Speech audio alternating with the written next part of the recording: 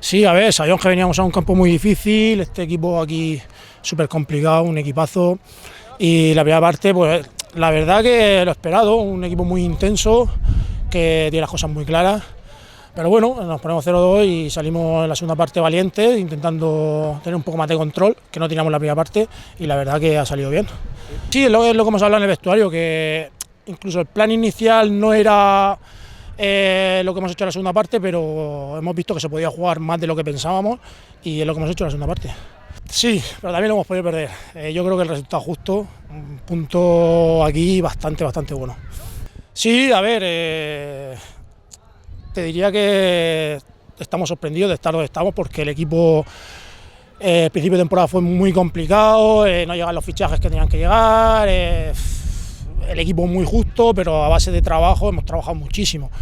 Hemos entrenado mucho, hemos trabajado muchísimo, a base de trabajo estamos, creo que de momento donde nos merecemos, creo.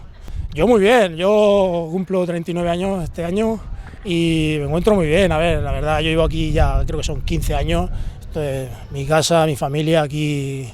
digamos que estoy como en mi casa, es que en mi casa, como dice mi novia, no pinto nada, me tengo que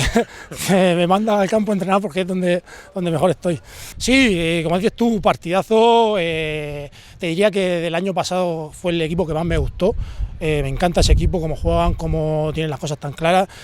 y se va a ver un muy buen partido porque nosotros vamos, y ya lo has visto, nosotros vamos a muerte y vamos a por los 3 puntos, o sea que